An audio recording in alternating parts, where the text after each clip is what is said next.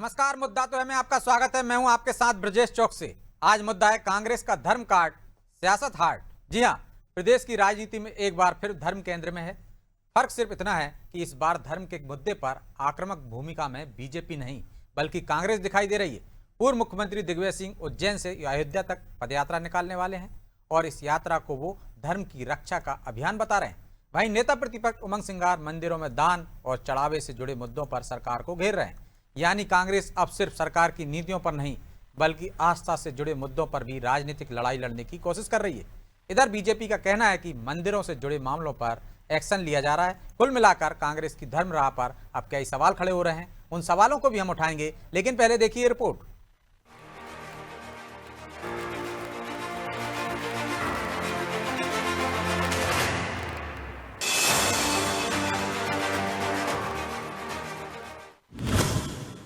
धर्म की राह पर कांग्रेस। प्रदेश की सियासत में फिर कलेश। राजनीति में साम दाम दंड भेद हर दाव आजमाया जाता है। लिहाजा अब कांग्रेस भी अपनी सियासी वापसी के लिए धर्म की राह पर चलती दिखाई दे रही है। लेकिन सवाल ये है कि आखिर ऐसा क्यों हुआ कि कांग्रेस ने एक बार फिर धर्म की पिच को ही चुना। दरअसल कांग्रेस के वरिष्ठ नेता और पूर्व मुख्यमंत्री दिग्विजय सिंह ने उज्जैन से अयोध्या तक पदयात्रा निकालने का ऐलान किया है। दिग्विजय सिंह इसे पूरी तरह गैर राजनीतिक यात्रा बता रहे हैं। उन्होंने कहा कि अब वे 80 वर्ष के हो चुके हैं और राजनीति से ज्यादा धर्म की रक्षा को अपना दायित्व मानते हैं। उनके इस बयान को कुछ लोगों ने राजनीति से संन्यास के संकेत के तौर पर देखा, लेकिन बाद में साफ हुआ कि उनका आशय अपनी धार्मिक यात्रा से था। वहीं दूसरी ओर नेता प्रतिपक्ष उमंग सिंगार ने आगर मालवा के मां बगलामुखी मंदिर में दान और चढ़ावे में कथित गड़बड़ी का मुद्दा उठाकर बीजेपी को घेरा। यानी कांग्रेस अब धर्म की पिच पर ही बीजेपी को चुनौती देने की रणनीति बनाती दिखाई दे रही है। तो मेरा काम अब धर्म रक्षा है, कोई राजनीति नहीं। मैं भाषण तक नहीं दूंगा, प्रवचन तक नहीं करूंगा, कुछ बोलूंगा भी नहीं। मेरे सोशल मीडिया पर मैं अपनी तरफ से कुछ नहीं लिखूंगा। तो मैं समझता हूँ कि भारतीय जनता पार्टी बार बार हिंदुओं की बात करती, हिंदू आस्था की बात करती, तो क्या हिंदू धर्म के ये मंदिर है, इनको बचाने में सक्षम नहीं है भारतीय जनता पार्टी? क्या इनका प्रशासन सक्षम नहीं है? अभी तक नलखेड़ा को लेके बात है, नलखेड़ा का प्रशासक अगर कलेक्टर है, क्यों कलेक्टर से को अभी तक वहां से हटाया नहीं? ये पहला मौका नहीं है जब कांग्रेस ने धर्म के जरिए अपने राजनीतिक जमीन मजबूत करने के प्रयास किए हों। कमलनाथ के नेतृत्व में भी कांग्रेस ने मंदिर, हनुमान चालीसा, धार्मिक यात्राओं और हिंदुत्व की सॉफ्ट लाइन पर चलने की रणनीति अपनाई थी, लेकिन उसको इसका कितना फायदा मिला ये भी सबके सामने है। इधर बीजेपी कांग्रेस के आरोपों पर पलटवार कर रही है। मंदिरों के दान में हेराफेरी पर एक्शन लेने की बात कही है। कल मेरे संज्ञान में ये मामला आया था कि बगलामुखी मंदिर के बाहर कुछ अवैध लोग, जिनका प्रबंध समिति से कोई संबंध नहीं है, ऐसे लोग कट्टे या रसीद छपवाकर अवैध वसूली का काम कर रहे हैं। तुरंत यहाँ से कलेक्टर को कार्रवाई करने के निर्देश जारी किए गए। एक कमेटी गठित कर दी गई है और निश्चित रूप से जो लोग इस कृत्य में लिप्त हैं उन लोगों को किसी भी कीमत पर छोड़ा नहीं जाएगा। राजनीतिक विश्लेषकों की नजर में ये सिर्फ धार्मिक यात्रा नहीं बल्कि हिंदुत्व की उस राजनीतिक जमीन पर दस्तक है जिस पर लंबे समय से बीजेपी का दबदबा रहा है। शायद कांग्रेस की कोशिश है कि वो खुद को धर्म विरोधी बताने वाले बीजेपी के नैरेटिव को कमजोर करे। कुल मिलाकर कांग्रेस की ये नई रणनीति सिर्फ पदयात्रा या मंदिरों के मुद्दे तक सीमित नहीं। खैर, अब देखना ये होगा कि क्या धर्म की राह कांग्रेस को सत्ता के रास्ते तक पहुंचा पाएगी या फिर एक बार फिर धर्म की पिच पर बीजेपी ही कांग्रेस पर भारी पड़ेगी। ब्यूरो रिपोर्ट, अनादि टीवी।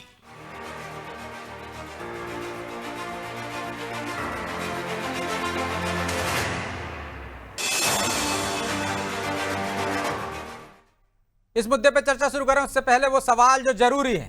पहला सवाल, कांग्रेस अब धर्म की राह पर क्यों है? दूसरा सवाल, क्या कांग्रेस का धर्म कार्ड बीजेपी के हिंदुत्व पर भारी पड़ेगा? तीसरा सवाल, क्या धर्म की राजनीति से कांग्रेस को चुनावी फायदा मिल सकता है? चलिए इन सवालों के साथ इस मुद्दे पर चर्चा शुरू करते हैं। चर्चा में हमारे साथ मौजूद हैं बीजेपी प्रवक्ता डॉक्टर वाणी अहिलवालिया, कांग्रेस नेता यशवंत सिंह चंदेल, वरिष्ठ पत्रकार चेतन भट्ट। आप तीनों मेहमानों का बहुत बहुत स्वागत है। और वाणी जी, शुरुआत आपसे ही करते हैं। यदि आप धर्म की बात करें, धार्मिक आयोजनों में शामिल हों, राम मंदिर की बात करें तो आस्था है, और यदि कांग्रेस का कोई नेता पदयात्रा करे, धर्म की बात करे, मंदिरों की बात करे, तो आपको राजनीति दिखती है। क्या डर लग रहा है कि हिंदुत्व के नाम पर जो वोट बैंक आपके पास आ गया है वो कहीं छिटक ना जाए, उसमें सेंध ना लग जाए? मैं सबसे पहले तो श्रोताओं को नमस्कार करते हुए चैतन्य जी, यशवंत जी और आपको सबको मैं नमस्कार करती हूँ।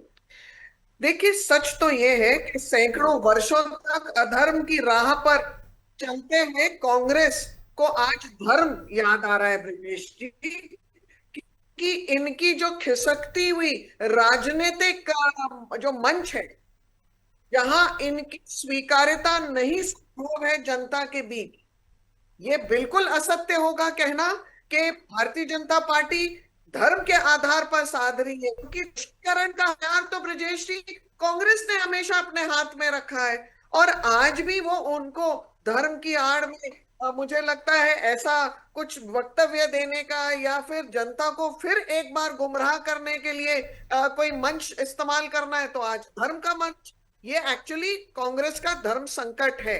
ये कांग्रेस ने जो विगत 70 वर्षों में, 60 वर्षों में जो कृत्य किए हैं, आप और हम भली भांति जानते हैं। अगर ऐसे था तो राम मंदिर तो कितने वर्षों पहले ही बन जाता। अगर ऐसे था तो कांग्रेस शासित प्रदेशों में जो हम अनियमितताएं देखते हैं वो नहीं होती। भारतीय जनता पार्टी जो कहती है वो करती है, और अगर किसी को दोषी करार देना है तो पद और प्रतिष्ठा का बहाना नहीं ढूंढती है। दोषी यानी दोषी, उसे साबित कर देने का जो एक लीगल प्रक्रिया है, कानूनी तरीका है, उसके आधार पर कोई कसर नहीं छोड़ती है। लेकिन वाणी जी, यदि वो यात्रा पर जा रहे हैं और कह रहे हैं वो गैर राजनीतिक यात्रा है, ये धार्मिक यात्रा है, और दूसरी तरफ यदि उमंग सिंगार कह रहे हैं मंदिर में चोरी हुई है, गड़बड़ी हो रही है, ब्रिजेश जी, तो इसमें क्या गलत है? दिग्विजय सिंह का इतना ही कहना कि मैं गैर राजनीतिक यात्रा पे जा रहा हूं, यही राजनीति है उनकी। ये चाहते हैं कि वो सुर्खियों में रहे, अपने बेटे के लिए एक माहौल तैयार करें। यात्राएं तो उन्होंने पहले भी की है, पर अब उनको पश्चाताप की यात्रा होनी चाहिए। याद है ना भगवा आतंक, याद है ना भोपाल में किस बुरी तरह से हारे हैं, याद है ना गृह जिले में कितनी बुरी तरह से हारे हैं। आपको एक नकारा हुआ नेता है ये जनता के, तो आज इनको धार्मिक यात्रा भी याद आ रही है। आज इनको नहीं तो अपने यहाँ तो कहा जाता है ना वाणी जी, यदि रत्नाकर डाकू मरा मरा कहकर महर्षि वाल्मीकि बन सकता है, तो यदि कांग्रेस आप कह रही है 60 साल से पाप कर रहे हैं, तो वो धार्मिक यात्रा पर जाके यदि वो सुधार कर रहे हैं तो क्या गलत है इसमें? जपने का ढोंग करते हैं और ये तो यात्रा निकाल रहे हैं, मुझे तो लगता है इसमें भी ढोंग की पिक्चर है। यह ढोंग दिख रहा है आपको या डर लग रहा है कि धर्म काट से कहीं बीजेपी का जो हिंदुत्व का एजेंडा है वो कमजोर न पड़ जाए? वाणी जी, लगता कुछ तकनीकी खामी है, मैं लौटूंगा आपके पास। लेकिन चंदेल जी, कांग्रेस अब धर्म की राह पर क्यों चल रही है? वो तो लगातार धर्मनिरपेक्ष की बात करती थी, लेकिन हम देख रहे हैं कि आप हनुमान चालीसा का पाठ कराते हैं, गणेश उत्सव मनाने लगे हैं, दुर्गा उत्सव कार्यालयों में मनाने लगे हैं, और अब एक यात्रा जिसे आप भले ही गैर राजनीतिक कहें, लेकिन मंदिरों में यदि कोई घटना हो रही तो वो मुद्दे उठा रहे हैं, क्यों? आदरणीय ब्रजेश जी, आपको और सभी साथी पैनलिस्ट को प्रणाम करता हूं। और ब्रजेश जी, हम न्याय की यात्रा में हैं।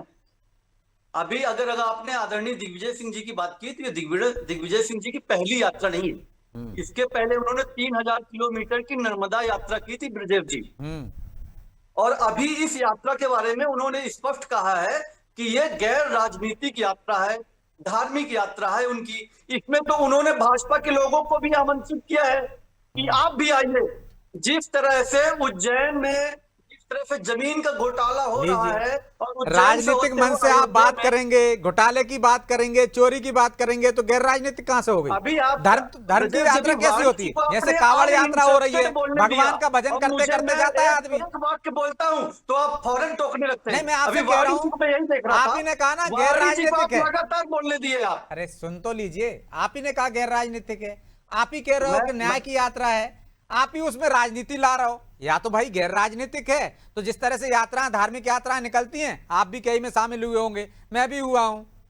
नर्मदे हर हर कहते हुए यात्रा निकाली थी ना उनने, लेकिन राजनीतिक बिल्कुल। मन से घोषणा नहीं की थी और न बिल्कुल। राजनीति की बातें की थी। लेकिन आप पूरी कांग्रेस राजनीति की बातें कर रहे हैं। नहीं, अब हम बता रहे हैं ना, अब मुझको बोलने दीजिएगा। ये राजनीतिक यात्रा नहीं है। उन्होंने कहा इसमें किसी भी पार्टी का झंडा नहीं होगा, किसी भी पार्टी का, उसमें सभी धर्म, सभी अनुयायी, सर्वधर्म, हर धर्म के झंडे होंगे उसमें। उन्होंने ये बात की है। तो सभी धर्म के लोगों को शामिल होके वो एक जो मंदिर, जो न्यास है, रामचरितमानस में एक चौपाई है, परहित शरीफ धर्म नहीं भाई, पर पीड़ा सब नहीं अधमाई। इसका मतलब यह है कि दूसरों के धर्म केवल पूजा पाठ का नहीं बल्कि समाज के हित, आस्था की रक्षा और अन्याय के खिलाफ आवाज उठाने की बात है। तो जिस तरह से भाजपा लगातार जिस राम के नाम पर ये सत्ता में आए और उनके लिए जिस तरह से तो चोरी हो राजनीतिक रही है, हो गई ना हजारों यशवंत करोड़ जी। की चोरी कर रहे हैं, ये तो उस वैसे ही चोरी हुआ के लिए ना। अगर कोई अगर पद यात्रा कर रहा है, इसमें बुराई क्या है? इसमें नहीं आदरणीय यशवंत जी, योगेश मुझे कोई बुराई नहीं है, लेकिन जो कह रहा है वही होना चाहिए ना। मुंह में राम बगल में छुरी नहीं होना चाहिए ना। आप कह रहे हो हम धार्मिक नहीं। यात्रा पे जा रहे हैं, धर्म पथ पर चल रहे हैं, तो धर्म पथ पर चलिए ना, भगवान का भजन कीजिए, वानप्रस्थ में जैसा होता है। लेकिन आप यात्रा कर रहे नहीं हैं, तो उसे हम नाम धर्म की रक्षा की यात्रा दे रहे हैं, लेकिन राजनीति कर रहे हैं। ये उसमें बताइए, दूसरों पर मंदिर में आरोप लगा कोई रहे हैं। चोरी करे, हमारे मंदिरों में कोई चोरी करे, हमारे मंदिरों का कोई दान ले जाए।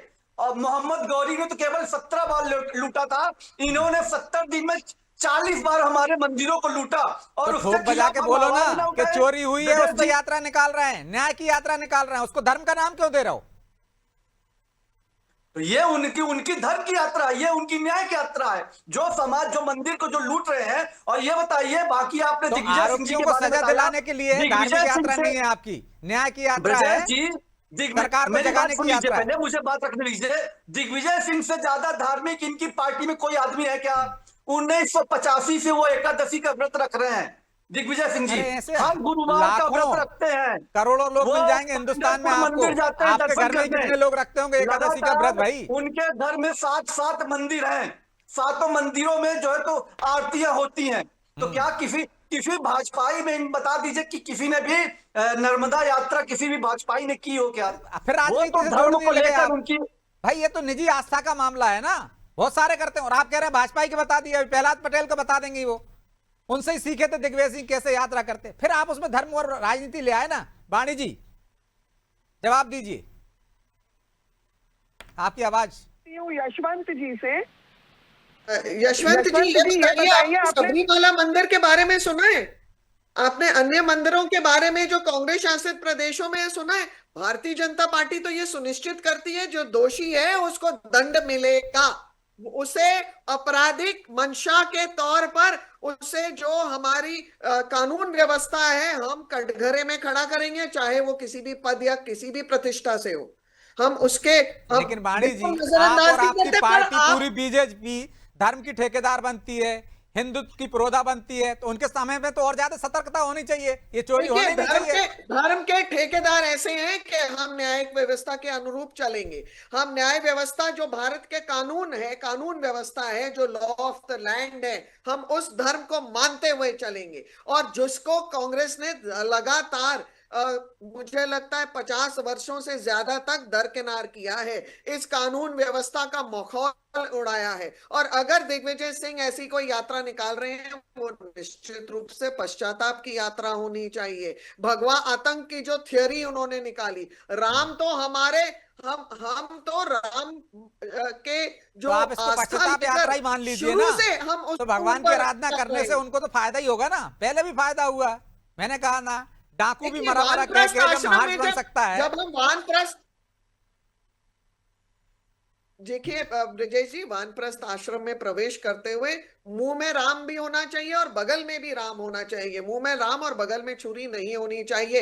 ये वही दिग्विजय सिंह है जो जिन्होंने बंटाधार प्रदेश मध्य प्रदेश को बनाया था, किसानों के ऊपर गोलियां चलवाई थी। ऐसे बहुत सारे अन्यायपूर्वक इसका जवाब कहानियां लूंगा मैं हैं। यशवंत जी से। लेकिन चैतन्य जी, यदि धर्मपथ पर चल रही है कांग्रेस, मंदिर के मुद्दे उठा रही है, धार्मिक यात्रा पर दिग्विजय सिंह जा रहे हैं, तो इससे कुछ चुनावी फायदा मिलेगा क्या कांग्रेस को? जो उसकी पुरानी छवि थी वो बदल जाएगी? चेतन जी, चेतन सुन पा रहे हैं मुझे? नहीं आ पाया है। कांग्रेस धर्म की राह पर चल रही है, दिग्विजय सिंह धार्मिक यात्रा निकाल रहे हैं, उमंग सिंगार मंदिर चोरी का मुद्दा उठा रहे हैं, तो इससे क्या उसे चुनावी फायदा मिलेगा और उसकी जो पुरानी छवि है वो बदल जाएगी? चेतन जी, पॉलिटिकल पार्टी का बस नेता आपकी आवाज स्पष्ट नहीं ना हो, ऐसा तो संभव है। मुझे लगता है कुछ तकनीकी खामी है, मैं लौटूंगा आपके पास। लेकिन यशवंत जी, जो वाणी जी कह रहे हैं मुंह में राम बगल में छुरी नहीं चलेगी, दीजिएगा। ये बताइए, मां बगलामुखी मंदिर में चोरी किसके शासन काल में हुई? केदारनाथ मंदिर में चोरी किसके शासन काल में हुई? बद्रीनाथ मंदिर में चोरी किसके शासन काल में हो रही है? अभी राम मंदिर राम राम तो करते करते ये उनका पूरा दान खा गए, करीब 1000 करोड़ का दान चुरा ले गए। और ये बात बड़ी बड़ी करते कानून व्यवस्था की।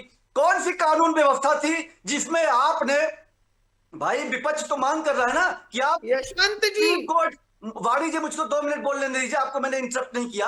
लेकिन इसमें सुप्रीम सरकार कोर्ट की कहां से आ गई? निगरानी में एक कमेटी सीबीआई काम जांच करती की है। मांग हो, सीबीआई जांच करे, तो इस जांच से ये क्यों डर रहे हैं? पहले आपने एसआईटी गठित की, लेकिन एफआईआर आपने नहीं की। जब विपक्ष का दबाव पड़ा, जनता का दबाव पड़ा, मजबूरन आपको 8 उन प्यादों के ऊपर आपने एफआईआर की। चंपत राय, झूठ बोल अनिल रहे हैं मिश्रा, यशवंत जी। इन लोगों को आपने क्यों बचा लिया? अगर आप इतने सत्यवादी राजा हरिश्चंद्र हैं, मैं चैलेंज करता हूं आपको, सुप्रीम कोर्ट की निगरानी में सीबीआई जांच करवाइए, तब तो माना जाए आपके ऊपर। आपको सुप्रीम कोर्ट में, लेकिन बगल में छुरी है। अभी जिस तरह से यशवंत जी, आपको सीबीआई पे भरोसा है? सीबीआई पे भरोसा है आपको? फिर कहने लगोगे कि आप सीबीआई ने कुछ गोलमाल कर दिया। आ रहा हूं वाणी जी। मैंने कहा सुप्रीम कोर्ट की निगरानी में यशवंत सीबीआई जी, जांच हो। मेरे प्रश्न का उत्तर दीजिए।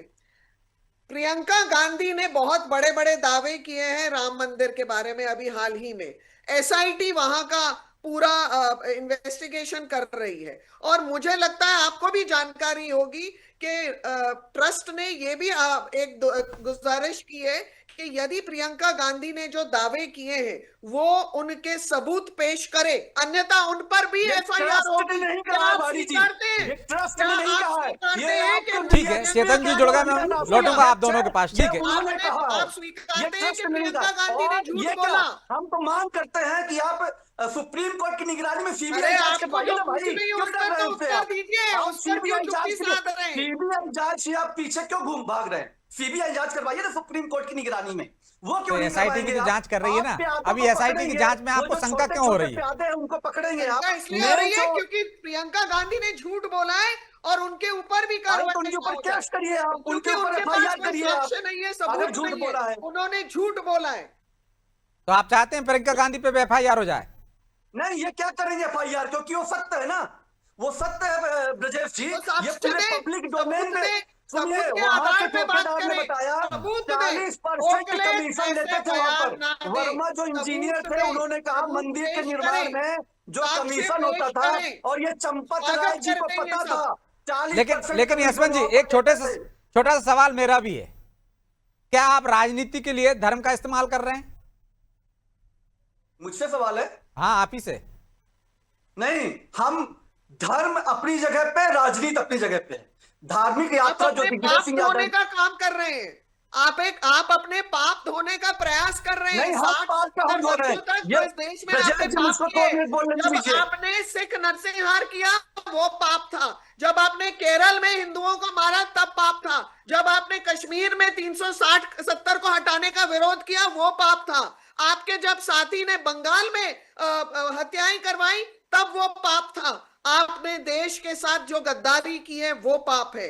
इस पाप को धोने के लिए ब्रजेश जी, मैं आपको बोलूं, लगता नहीं कि बंगाल आपको के 7 जिन जन्म लोगों को, और उन सुनना सब लोगों होंगे। को आपने ठीक अपनी है। पार्टी में ले लिया, ये आपका पाप है। जिन्होंने सत्ता चलाई उनको अपनी पार्टी में ले लिया। फिर दूसरी बात, राम आपके मुद्दे में कब आए? ब्रजेश जी, इनकी पार्टी का गठन हुआ 1980 में। 1980 में इनके मुद्दे में राम नहीं थे। 1984 में चुनाव लड़े और केवल दो सांसदों तक ये निपट गए। तब इसके बाद इनका अधिवेशन होता है उन तो पालमपुर में। इसलिए आपका भी पतन हो गया, तो आप भी इस राम की राह पे चल गए। राम राम जप कर आपको सत्ता में आना है। ब्रजेश जी, हमारा तो गठन हुआ था, इनका पतन हुआ है। 89 में इनका अधिवेशन हुआ और तब ब्रजेश इन्होंने जी, कहा कि हमें हमारा तो ऐसा कोई गठन ठीक है ना? हुआ था और कांग्रेस का यशवंत जी, पतन हुआ है। अरे राम राम जप के तो हर पापी की भी नैया पार हो जाती है भैया, बेड़ा पार हो जाता है। तो आप भी क्या राम राम जप कर सत्ता में आना चाहते हो? कोई पक्ष रखा क्या? तो ये केवल सीधे सीधे स्वीकार कर लो। नहीं यशवंत जी, पक्ष में रहना जानते हैं केवल इसका। यशवंत जी, आपने कहा साहब इनके पुराने मुद्दे में नहीं था, जब इनकी 2 सीटें आई ये राम राम जपने लगे, ठीक है मान ली हमने उनकी बात आपकी, तो सत्ता में आ गए। अब आपको लग रहा है आपका पतन हो गया है तो हम भी राम राम जपने लगे तो सत्ता में वापसी हो जाएगी, यही मकसद है ना? इसका तो यही मतलब निकला। एक अंतर है ब्रजेश जी, गठन और पतन में अंतर है। हमारा गठन हुआ था, मैं जवाब देता हूँ इस पे जवाब देता हूँ। मेरा जवाब ले लीजिए इस पे ब्रजेश जी, विसर्जन हो गया। आ जाने दीजिए बाणी जी, जवाब आ जाने दीजिए। हाँ, ये बताइए ब्रजेश जी कि राम मंदिर का ताला किसने खुलवाया था? ब्रजेश जी थोड़ा बताएंगे क्या? वाणी जी की सरकार ने खुलवाया था क्या राम मंदिर का ताला? दूसरी बात, जो 67 एकड़ जमीन जो अधिग्रहण की थी वो किसकी सरकार ने अधिग्रहण की थी राम मंदिर के लिए? जरा बताएंगे इस पे क्या ब्रजेश जी, किसने किया था? भाई साहब, माननीय उच्च न्यायालय, सर्वोच्च न्यायालय के आदेश अनुसार किया था, ये आपकी मेहरबानी नहीं थी। राजनीति करते हैं कांग्रेस हमेशा से। चलिए ठीक है, विकास की राजनीति, ठीक है। हमारे सहयोगी मनोज वर्मा जी हमसे जुड़ गए हैं। मनोज जी, क्या धर्म की राह पर चलकर कांग्रेस को चुनावी लाभ मिलेगा? कतई नहीं मिलेगा ब्रजेश जी। देखिए, कांग्रेस के संग दुविधा ये है कि माया मिली ना राम। वो जब उनको धर्म की राह पे जाना पड़ता है तो वो साहबानों के साथ खड़े हो जाते हैं, जब साहबानों के साथ खड़े होने का वक्त आता है तो वो किसी दूसरे पाले में चले जाते हैं। कांग्रेस का जो मूल चरित्र है वो धर्मनिरपेक्ष का है। इंदिरा गांधी ने जो अमिटमेंट कराया था आपातकाल में, उसमें संविधान की प्रीएम्बलेंस में शब्द जोड़ा गया था। उसके बाद से कांग्रेस एक महीन जो थिन रेखा होती है किसी उसमें कि आप प्रो मुस्लिम होते होते होते अचानक से कब एंटी हिंदू हो गए वो कांग्रेस को पता ही नहीं चला। तो आज की तारीख में जो कांग्रेस की पूरी पॉलिटिक्स ऑफ आइडियाज है वो दलित, आदिवासी, अल्पसंख्यकों के आसपास सिमट गया। वो बहुसंख्यक समाज की बात नहीं कर रही, वो सर्व समाज की बात नहीं कर रही, वो धर्मनिरपेक्षता की बात नहीं कर रही है। वो या तो कांग्रेस या तो मुस्लिमों के पाले में खड़े आती है, या कभी एकदम दलित प्रो दलित हो जाती है, या कभी एकदम एंटी हिंदू हो जाती है, या कभी प्रो हिंदू होने का वो दिखावा करती है। लेकिन उनकी दुविधा यही है कि उनको खड़ा कहाँ होना ये उनको पता नहीं चलता है। क्या बीजेपी क्योंकि जो प्रदेश का नेतृत्व है वो एक रहा जाता है तो राहुल गांधी दूसरे रास्ते ले जाते हैं। जब प्रदेश के नेता कहते हैं कि हार का कारण ये, तो राहुल गांधी कहते हैं कि नहीं संविधान के कारण बदलने का कारण है। कभी वो पीडीए की बात करने लग जाते हैं। तो जब तक कांग्रेस यशवंत जी छोटा जवाब दीजिए, समय नहीं है, आप बड़ी दुविधा में हैं। मैं जवाब देता हूं। इन्होंने कहा कि कांग्रेस दलित, आदिवासी, अल्पसंख्यकों के साथ खड़ी होती है, तो क्या इनके साथ खड़ा होना बुराई है क्या? और हम डंके के चोट पे कहते हैं कि हम बात करती है, खड़ी नहीं होती, दिक्कत यही है। हम खड़े रहेंगे और जिंदगी भर उनके साथ में खड़े रहेंगे। तो कैसे खड़े रहेंगे साहब? बानो वाले मामले में ऐसे खड़े रहेंगे? हम जातिगत जनगणना के लिए आवाज उठाएंगे और जिंदगी भर आवाज इनके लिए हम आवाज उठाएंगे। यशवंत जी कहना चाह रहे हैं कि कांग्रेस इन सबको का उपयोग करती है, कांग्रेस इनका राजनीतिक उपयोग करती है, राजनीतिक महत्वाकांक्षाओं। ठीक है बाणी जी, यशवंत जी माफी चाहता हूं क्योंकि समय की बाध्यता है, इसलिए चर्चा को यहीं विराम देना होगा। आप दोनों मेहमानों का बहुत बहुत धन्यवाद। तो कांग्रेस धर्म की राह पर चल पड़ी है, लेकिन क्या इस राह से उसकी सत्ता में वापसी की राह आसान होगी, या बीजेपी उसे फिर अपनी पिच पर लाकर ग्रीन बोल्ड कर देगी, ये तो आने वाला समय बताएगा। बहरहाल मुद्दा तो है में इतना ही। मुझे दीजिए इजाजत और आप देखते रहिए अनादि टीवी। नमस्कार।